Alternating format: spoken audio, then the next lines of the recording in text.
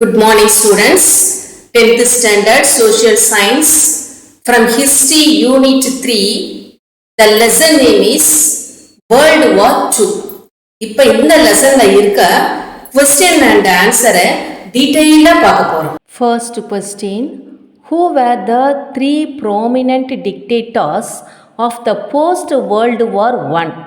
அதாவது என்ன சொல்றாங்கன்னா முதல் உலகப் போருக்கு பிந்தைய காலத்தில் வந்த முக்கியமான டிக்டேட்டர்ஸ்னால் சர்வாதிகாரிகள் யாருன்னு கேட்குறாங்க. இதில் பார்த்தீங்கன்னா ஃபஸ்ட்டு இட்டாலி முசோலினி. எங்கே இட்டாலி இருக்குதுன்னு பாருங்கள், வேர்ல்டு மேப்பில் இங்கே இருக்குது, ஒரு வால் மாதிரி இருக்கும், அதுதான் இட்டாலி. அங்கே வந்து முசோலினி. நெக்ஸ்ட்டு பார்த்தீங்கன்னா ஜெர்மனியில் ஹிட்லர். இவர் தான் ஹிட்லரு. ஜெர்மனி எங்கே இருக்குதுன்னு வேர்ல்டு மேப்பில் பாருங்கள், இங்கே இருக்குது ஜெர்மனி. ஸோ இங்கே வந்து யார் இருக்காங்கன்னா ஹிட்லர். நெக்ஸ்ட்டு பார்த்திங்கன்னா ஸ்பெயினில் ஃப்ரான்கோ. இவருடைய இமேஜ் வந்து கிடைக்கல, அதனால் எம்டியாக இருக்குது. வேர்ல்டு மேப்பில் பார்த்திங்கன்னா ஸ்பெயின் எங்கே இருக்குது பாருங்கள், இந்த இடம். ஸோ இது மேப்லேயும் கேட்பாங்க, வேர்ல்டு மேப்லேயும் கேட்பாங்க, அதனால் நல்லா பார்த்துக்கோங்க. முக்கியமான 3 prominent dictators of the post world war ஒன்னுனா இட்டாலியில் முசோலினி, ஜெர்மனியில் ஹிட்லர், ஸ்பெயினில் Franco. Next question, how did Hitler get the support from the people of Germany? அதாவது ஹிட்லர் வந்து ஜெர்மனி மக்களிடம் எவ்வாறு ஆதரவை பெற்றார்னு இருக்குது.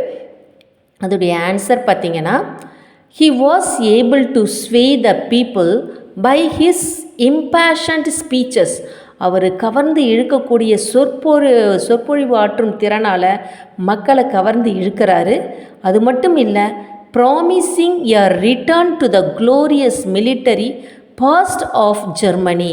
அதாவது பழைய புகழ்பெற்ற மிலிட்ரியை மறுபடியும் நான் ஜெர்மனிக்கு கொண்டு வருவேன்ட்டு மக்கள்கிட்ட ப்ராமிஸ் பண்ணுறாரு. ஸோ இந்த மாதிரி தான் அவர் வந்து ஆதரவு பெற்று லீடராக மாறுறார். நெக்ஸ்ட்டு பார்த்தீங்கன்னா next question, describe the Pearl Harbor incident. Pearl ஹார்பர்னால் முத்து துறைமுக நிகழ்வுன்னு அர்த்தம். ஸோ இதனுடைய ஆன்சர் என்னன்னு பார்த்தீங்கன்னா, on December 1941 Japan attacked American naval installations in Pearl Harbor Hawaii without warning. அதாவது ஜப்பான் எங்கே இருக்குதுன்னு வேர்ல்டு மேப்பில் பாருங்கள், ஜப்பான் வந்து இங்கே இருக்குது. அதே சமயத்தில் ஹவாய் ஐலாண்டு எங்கே இருக்குன்னா இந்த அமெரிக்கா பக்கத்தில் இருக்குது பாருங்கள். ஸோ இங்கே தான் ஹவாய் ஐலாண்டு இருக்குது. அங்கே தான் நாவல் இன்ஸ்டாலேஷன், கீழே இருக்க பிக்சரை பாருங்கள், கப்பல் கட்டும் அந்த துறைமுகம், அந்த கப்பல் படை எல்லாம் அங்கே தான் இருக்குது. ஸோ இந்த இடத்த தான் ஜப்பான் என்ன பண்ணிடுச்சு, அட்டாக் பண்ணிடுச்சு.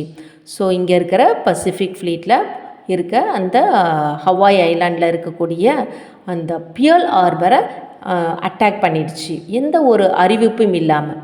ஸோ எதுக்காக பண்ணுச்சு அப்படின்னு பார்த்தீங்கன்னா, the idea was to cripple America's Pacific fleet so that Japan would not face any opposition in its offensive against South East Asian countries. அதாவது ஜப்பான் வந்து இங்கே இருக்குது பாருங்கள், பசிபிக் ஓஷன் இருக்கா. ஓகே, இப்போ இது வேர்ல்டு மேப்பு, அதனால் இந்த எண்டில் ஜப்பான் தெரியுது, அந்த எண்டில் வந்து யூஎஸ் தெரியுது. இதுவே ஒரு குளோபில் பார்க்கும் பொழுது இது ரெண்டும் ஜாயிண்டாக இருக்கும் பொழுது ஒன்றாவது பக்கத்தில் இருக்கும். ஸோ அப்போ ஜப்பான் வந்து இந்த சவுத் ஈஸ்ட் ஏஷியன் கண்ட்ரீஸை அட்டாக் பண்ணும் பொழுதோ கேப்சர் பண்ணும் பொழுதோ பக்கத்தில் இருக்கிற இந்த யூஎஸ் வந்து டிஸ்டர்ப் பண்ணும் அப்படின்றதுக்காக இந்த வார்னிங் எதுவும் இல்லாமல் அதை அட்டாக் பண்ணுச்சு. ஸோ இதுதான் முக்கியமான ஒரு ரீசனாக இருக்குது. இதில் என்ன ஆச்சுன்னு பார்த்தீங்கன்னா, மெனி பேட்டில் ஷிப்ஸ், நிறையா போர்க்கப்பல்கள், இங்கே பாருங்கள் இப்படி போர்க்கப்பல்கள் டெஸ்ட்ராய் ஆகியிருக்கு பார்.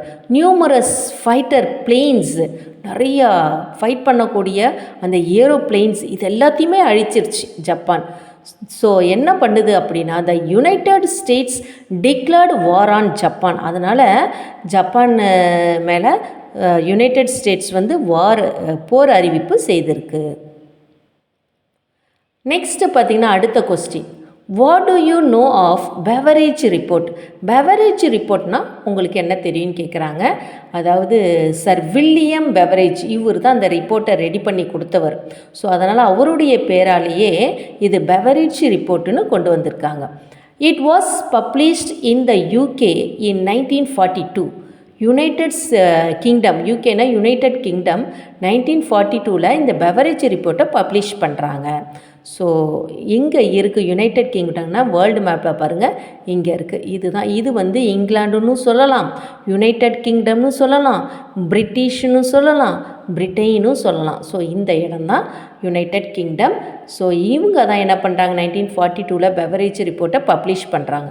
It proposed a series of measure which the government should to provide citizens. Government வந்து சிட்டிசன்ஸ்னால் யாருன்னா குடிமக்களுக்கு என்னெல்லாம் ப்ரொவைட் பண்ணுறாங்கன்னு பார்த்தீங்கன்னா, வித் ஆடிக்வேட் இன்கம், போதுமான அளவுக்கு வருமானம், ஹெல்த் கேர் மருத்துவம், எஜுகேஷனை கல்வி, housing and employment, to over come poverty and disease. இதெல்லாம் எதுக்காக அவங்க கொடுக்குறாங்கன்னா, டிசீஸும் அந்த பாவர்ட்டியும் போக்கணுன்றதுக்காக தான் இந்த பெவரேஜ் ரிப்போர்ட்டை ரெடி பண்ணி சிட்டிசனுக்கு அந்த கவர்மெண்ட்டு ப்ரொவைட் பண்ணுது. ஸோ இதுக்கு பேர் தான் பெவரேஜ் ரிப்போர்ட். பெவரேஜ் ரிப்போர்ட்னால் என்ன அப்படின்னு பார்த்தீங்கன்னா, குடிமக்களுக்கு கவர்மெண்ட் வந்து சில சலுகைகளை செய்து தருது. அது எதுக்காகனா over come poverty and disease, அந்த ஏழ்மை நிலையை போக்கணுன்றதுக்காகவும் பாவர்ச்சியை போக்கணுன்றதுக்காக டிசீஸை போக்கணுன்றதுக்காக ரெடி பண்ண ஒரு ரிப்போர்ட்டு தான் பெவரேஜ் ரிப்போர்ட். நெக்ஸ்ட்டு பார்த்தீங்கன்னா, name the Bretton Woods twins. Bretton Woods ட்வின்ஸ்னால் என்ன அப்படின்னு பார்த்தீங்கன்னா, வேர்ல்டு பேங்க்கும் இங்கே இருக்கிற இன்டர்நேஷ்னல் மானிட்டரி ஃபண்டு இது ரெண்டும் 1945 ஒரே டைமில் எஸ்டாப்ளிஷ் பண்ணியிருக்காங்க.